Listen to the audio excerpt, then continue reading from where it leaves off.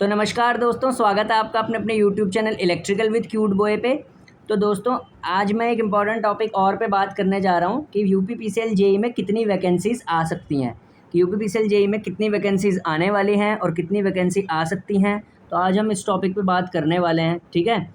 बहुत सारे चैनल्स जो हैं, जब से एक खबर फैली है कि नवंबर में वैकेंसी आएगी, तो अपने अपने व्यूज़ कल से देने स्टार्ट हो रखे हैं, ठीक है। कोई बोल रहा है 500 आएंगी, 500 आएंगी, कोई बोल रहा है कि 650 वैकेंसीज़ आएंगी, ठीक है। कोई 700 के आसपास भी बोल रहा है, ठीक है।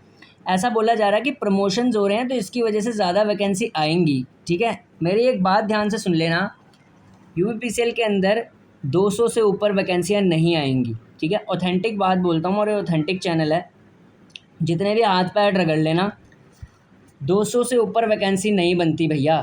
200 से वैकेंसी बिल्कुल भी ऊपर नहीं बनेगी, 200 से ऊपर वैकेंसीज़ नहीं बनेंगी, ठीक है।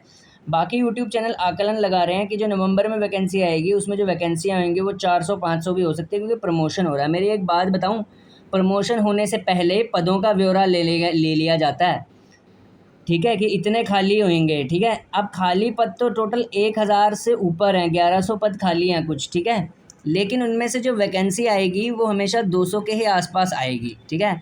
इर्रिस्पेक्टिव कि प्रमोशन डिपार्टमेंट में हो रहा है या नहीं, उससे कोई लेना देना नहीं होता इन वैकेंसीज़ का, जो वैकेंसी आने के लिए सैंक्शन होती हैं, मतलब जो एक्चुअल वैकेंसीज़ होती हैं, ठीक है। अब एक मन में आपका सवाल भी पैदा हो रहा होगा कि वैकेंसीज़ 1100 खाली होती हैं। आज ये डाउट भी क्लियर कर देता हूँ कि यूपी पीसीएल में जैसे 1100 वैकेंसियाँ खाली हैं, तो वैकेंसियाँ हमेशा 200 से 250 के बीच में ही क्यों आती हैं, मतलब कम वैकेंसियाँ क्यों आती हैं इतनी। तो देखो इसके पीछे का एक रीज़न होता है। अगर एक जेई का पे स्केल 44,900 है, ग्रेड पे इतनी ज़्यादा है, तो अगर सरकार एक ही बारी में 1100 वैकेंसी निकाल देगी, ठीक है, तो कितने लोगों को उतना हैवी पे स्केल देना पड़ेगा। तो सरकार क्या करती है, एक ट्रिक खेलती है कि क्यों ना बहुत कम वैकेंसियाँ निकाल कर एक जेई से ही ज़्यादा का काम ले दिया जाए। मतलब समझ रहे हो ना, 44,900 पे एक को रिक्रूट करके 2 से 3 जेईओ का काम ले दिया जाए। और यही ट्रिक लगभग लगभग हर डिपार्टमेंट में चल रही है, ठीक है। तो यहाँ से घूम जाती है सारी कहानी, ठीक है। अभी आपको बात मेरी अजीब सी लग रही होगी, लेकिन सच्चाई यही होती है, ठीक है। तो ये ट्रिक होती है हर किसी डिपार्टमेंट की कि कम को रिक्रूट करके ज़्यादा का काम ले दिया जाए। अब खुद सोचो ना, अगर एक जेई का पे स्केल 44,900 है, ठीक है, क्या जो डिपार्टमेंट रिक्रूट कर रहा है उसका इतना बजट होगा कि वो 1100 को इकट्ठी तनख्वाह दे दे नईयों को।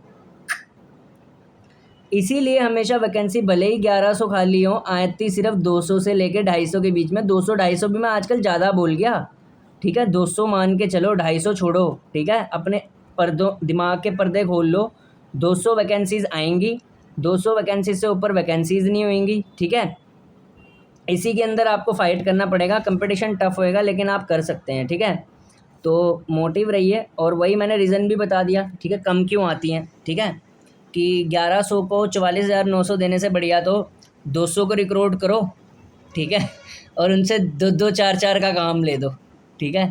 तो ऐसे ही होता है। पिछला बैच देख रहे हो ना, कितना काम लिया जा रहा है पिछले बैच से, ऐसे ही होता है। बहुत बुरी हालत है भाई, वर्कलोड्स आजकल डिपार्टमेंट में बहुत ज़्यादा हो गए हैं, क्योंकि वैकेंसीज एक्चुअल में बहुत ज़्यादा खाली होती है, चार्ज दे देते हैं एक से ज़्यादा का, ठीक है। तो ऐसे होता है, ठीक है।